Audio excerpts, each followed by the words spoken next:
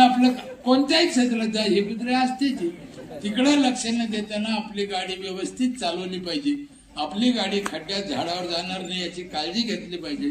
आपल्याकडून समाजाचं कल्याण होईल अशा गोष्टी आपण केल्या पाहिजे. आता 7 वर्ष झाले जवळजवळ आम्ही आमच्या इथे 40 म्हाताऱ्याला रोज जेवण देतो गावातल्या.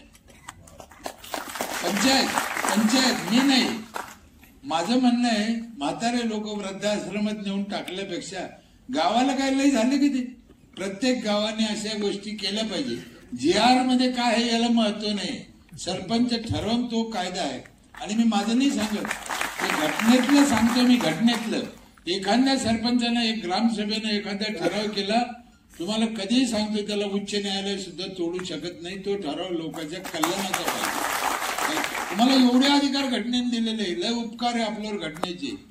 अहो साहेब, ज्या गावचा माणूस त्याच गावाला सदस्य सरपंच होतो, दुसऱ्या गावचा होतो का?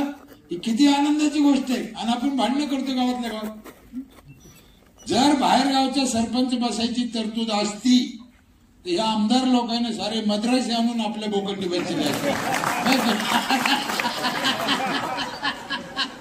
ह्या गावचा सरपंच, हे ह्या गावचा, तुम्ही आपण मेलो असतो. म्हणून घटनेचे आपल्यावर लय उपकार आहे. आणि ही जिम्मेदारी आपल्याला घटनेने दिलेली आहे, तर ती आपण चांगल्या पद्धतीने निभावली पाहिजे. गावात वाद राहते.